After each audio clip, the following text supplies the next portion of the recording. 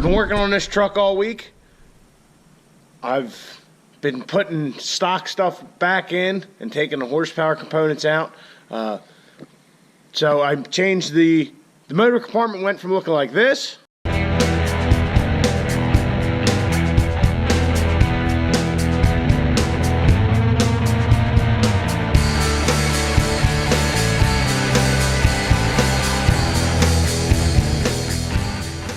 to like this, what you see now.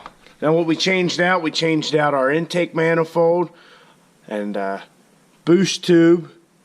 We also put our stock grid heater back in. The valve springs, which you can't see those, valve springs and push rods are back to factory. The 250% over injectors are out, and the stock ones are back in. Also, our dual CP3 setup is out. And our fuel distribution box, probably the only thing that we actually put in that's new, or not fuel, our fuel filter, you can't even see it really, but it's a fleece fuel filter canister delete. I had the distribution block, which I had this in here, had that in there, as you can see, to send fuel to both your CP3 pumps. Well, I don't need that now that this is going on the white truck, the dual CP3 setup that is. So the factory return still comes through this section, which is on the factory fuel filter housing. Now we just have a fleece block in there about this big to do that. So anyway, the only things left to do on the truck are I just actually connected the batteries back on to the truck. So it's the first time it's had power in a while. But we have to swap the tune back over so it realizes that it has a 6-speed in it again. We have to put the transmission pan on, the transmission filters. I waited to do those because every video that I've done, I've been talking about them. So I figured I'd make sure I made a video. Oh, and that's the other thing. I didn't make a video for ripping all this shit apart because I just wanted to get it done. And we're going to do the same exact thing on the white truck. So I'll make videos there. That's the other thing. The stock intercooler is back in this truck. The Mishimoto one is out. So I'm going to start by re-flashing the truck to its last 6-speed tune.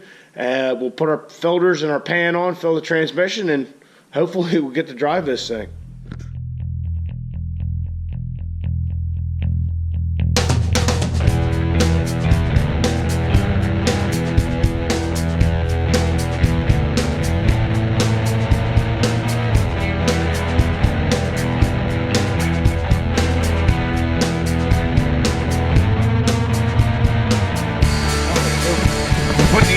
Tuning back in, and then we'll put our custom tune in.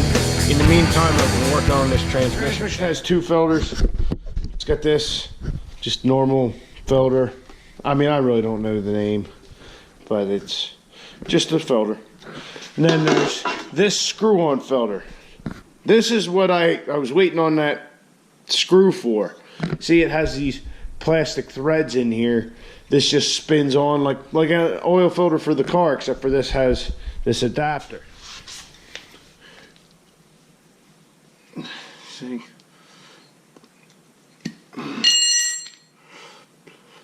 They say that you can't really torque these properly with this plastic. You can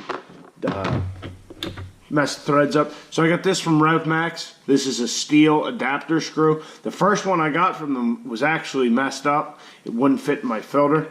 Called him up. I told the guy the problem. He says, we hadn't had any problems with them, but I'll ship you one right out.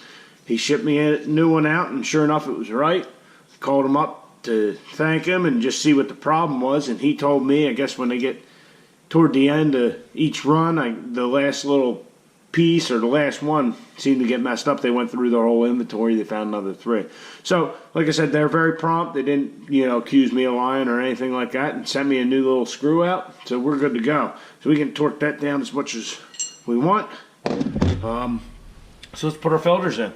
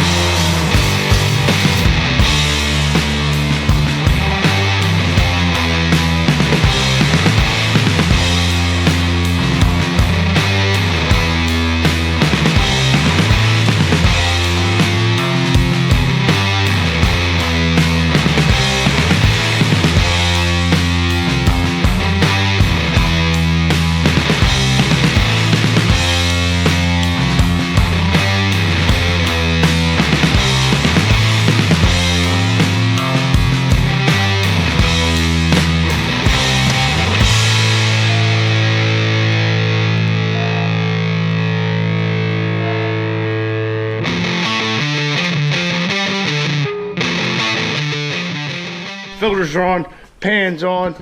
Looked over the motor compartment a little bit more. I think the only thing we have to do is fill the transmission. I would prefer to fill the transmission with a little bit of fluid before we start the truck, so when we start the truck, then we can put it through the gears and need more.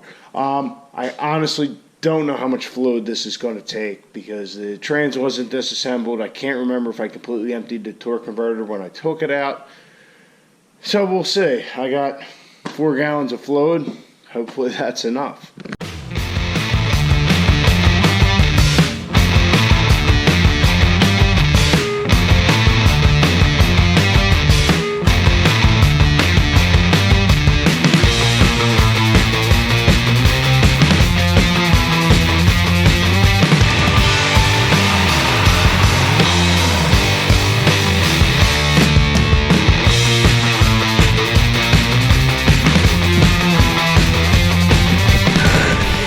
Yeah, fingers crossed.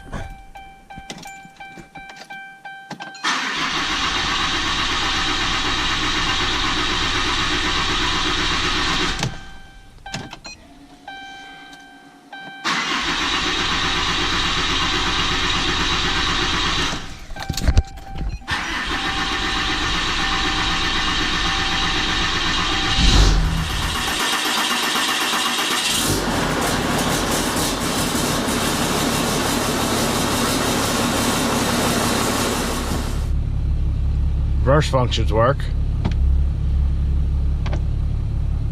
Ooh, this truck hasn't seen it say drive in a while. So we'll put her in neutral, so that way we can check our transmission fluid level and go from there.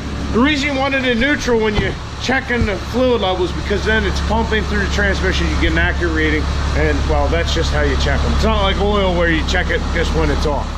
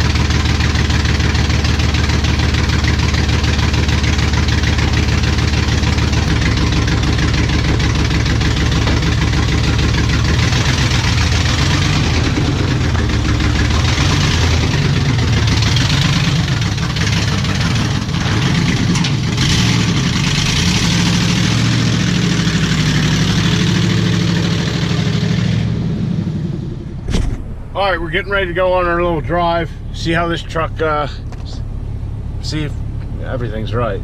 But first things first, we can't have this.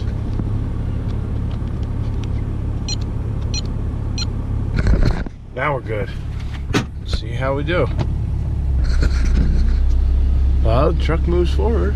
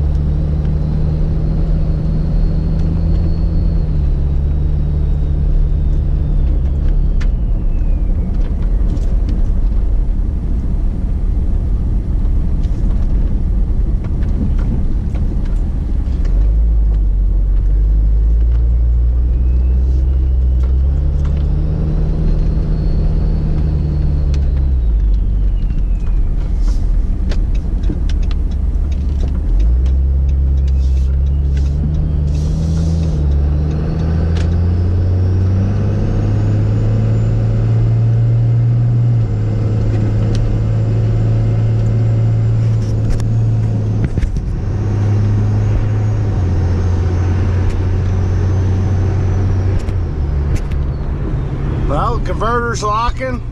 We have all 6 gears. So I say it's a success.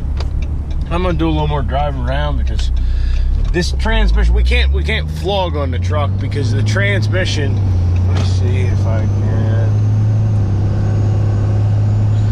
We can't flog on the truck because the 68 RFE is like a self-learning transmission.